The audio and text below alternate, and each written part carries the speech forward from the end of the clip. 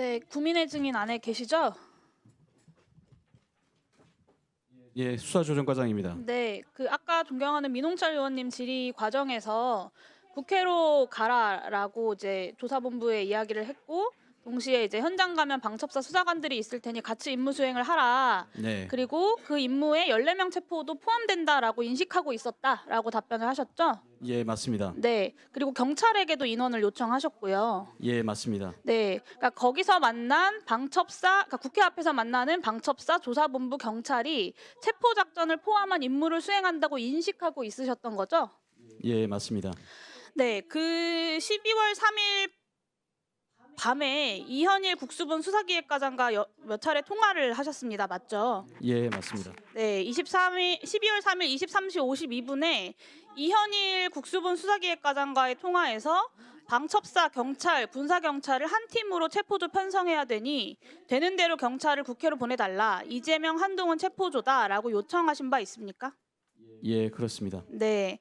그런데 증인과 통화했던 이현일 계장은 방첩사에서 국회 쪽으로 출동을 가는데 체포 인력이 온다. 현장이 혼란스러우니까 길 안내를 위한 인력이 필요하다라는 요청을 받았다고 증언을 합니다.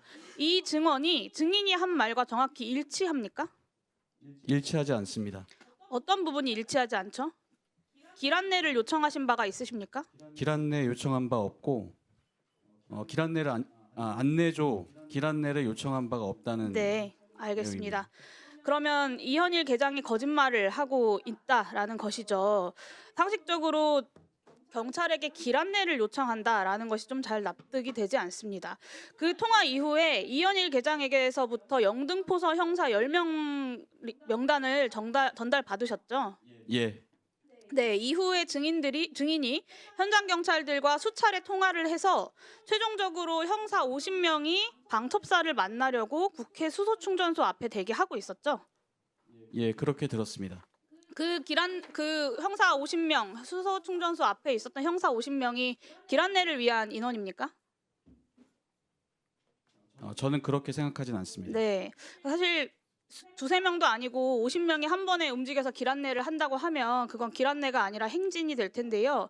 방첩사랑 경찰 그리고 조사본부가 모여서 단순히 행진을 하려고 했던 건 아닐 거라고 생각합니다. 당연히 경찰은 체포를 하고 방첩사는 이송 구금을 하고 역할을 착착 나눠서 체포 작전을 진행하려고 했던 것으로 보입니다. 맞습니까? 예, 그렇게 생각합니다. 네, 감사합니다. 김대우 증인 앞으로 좀 나와주시겠어요? 네, 저 죄송하지만 저쪽으로 좀 나와주세요.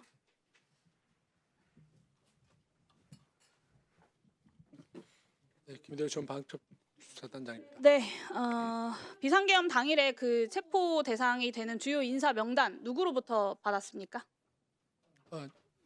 계속 진술해 왔는데 여인영 사령관이 장관님으로부터 전화를 받았다. 네, 방첩사령관으로부터 전달받은 거죠. 국방부 조사본부에 국회로 출동해달라라는 요청은 누가 했습니까? 국방부 조사본부로 출동해 달라는 얘기는 사실은 국방부 조사본부로 그러면 수사관들을 보내달라, 체포조를 보내달라라는 요청은 누가 그것은 했습니까? 여인영 방첩사령관이 조사본부로 100명, 경찰 100명 수사관을 네. 했다. 방첩사가 한 거죠. 예, 그리고 B1 벙커나 뭐 미결 수용실을 비롯한 구금 시설 점검은 어디서 했습니까? 방첩사령관이 밑에 있는 군사기밀 수사실장에게 직접 지시했습니다. 네, 그것도 방첩사에서 한 겁니다. 체포하라고 지시한 적 없다. 직접 가서 체포하는 건 절대 안 된다라고 했다라고 이제 지난번에 증인이 국회에서 증언을 하셨어요. 용어가 그렇다는 말씀. 네, 저는 그 증언이 위증이라고 생각하지는 않습니다. 방첩사 입장에서 수사기관이 있는데 민간인을 같이 출동해서 전반적인 체포 작전을 하면 되는 거지 꼭 직접 체포할 리스크를 질 필요는 없다라고 판단했을 수 있을 것 같아요. 근데 문제는 그렇다고 하더라도 이전에 우리가 구금시설 확인과 그리고 경찰과 조사본부에 이제 수사관 요청하고 그리고 명단을 받았다. 이 명단을 누가 줬냐에 있어서 체포 명단 구성부터 체포조 조직 그리고 구금시설 확보까지 체포와 이송과 구금의 전 과정을 방첩사가 주도했다라는 사실은 달라지지 않습니다. 맞죠? 네, 그것을 부인하고 싶지는 않습니다. 네. 증인 혹시 헌법재판소 9차 변론 보셨습니까? 못 봤습니다. 네. 그 화면을 보시면 넘겨주세요. 네.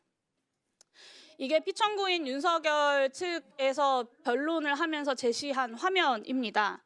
보시면 여인영 사령관은 집중하라고 지시하였을 뿐이고 이것을 김대우가 부하들에게 집중해서 체포하라라고 지시한 거다. 그러니까 여인영이 체포하라고 한 것이 아니라 김대우가 한 거다. 이게 피청구인 윤석열 측의 변론입니다. 증인이 이곳에 나와서 체포라는 말을 쓴 적이 없다라고 하는 구체적인 단어를 가지고 사령관의 어떤 빠져나갈 수 있는 여러 가지 장치들을 이야기해주는 동안 피청구인 윤석열과 여인영 전 사령관은 김대우 증인을 내쳐서라도 본인들이 살 궁리를 하고 있는 거예요. 근데도 증인은 여전히 여인영 전 사령관은 체포 지시를 한 적이 없고 내가 체포 지시로 이해했을 뿐이다라고 하는 기존의 증언 계속해서 유지하시겠습니까? 제가 분명히 지시받은 것은 잡아서 수방사로 이송시켜라라는 지시였고 지금 그거에 대해서 이해하시는 것은 의원님께서 이해하시는 부분은 또 그게 맞을 수 있다고 생각이 듭니다. 전반적인 예, 체포 작전을 방첩사가 주도했다. 그 여인영 사령관이 잡아서라는 의미가 그 체포가 있는지 없는지 그것을 제가 여인영 사령관의 생각과 판단이었기 때문에 그걸 정확하게 제가 짚을 수는 없을 것 같은데 제가 한 말씀 드리자면 그 당시 상황에 위급한 상황에서 제가 어떤 여러 가지 모호한 지시를 했습니다. 체포가 아니라 체포해서는 안 된다. 우리는 이송만 하는 것이다. 그리고 이송만해서 단순히 대기만 일단 먼저 해라라는 여러 가지 지시들이 어쩌면 그 출동한 수사관들을 보호하기 위해서 어떤 다칠 걸 우려해서 네.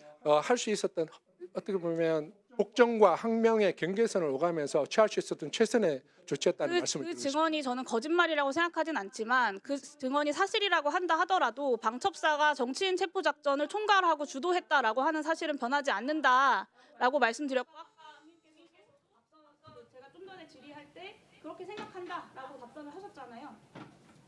네, 뭐 그 정치인을 체포한다는 용어 자체가 좀 그랬고 저는 명단 자체가 계엄 사범으로 인식을 했었습니다. 체포해서 국회 기능을 마비시키는 것은 그거 자체로가 중차대한 북한 문란이고 내란죄 구성의 핵심입니다.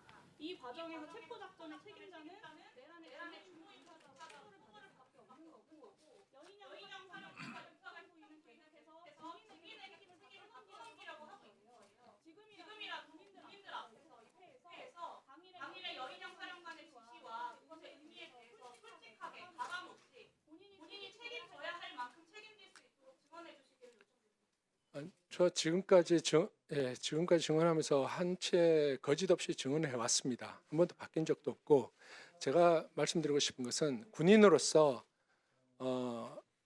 대통령님께서 방송에서 비상계엄을 선포하셨고 그런 합법처럼 여겨지는 아주 긴급한 상황이었습니다. 그런 상황에서 당황할 수밖에 없는 명령이 떨어졌고 거기에서 제가 취할 수 있는 어떻게 보면 좀 전에 말씀드렸다시피 복정과 항명의 경계선에서 제가 취할 수 있는 최선의 행동을 취했다고 저는 생각하고 있습니다.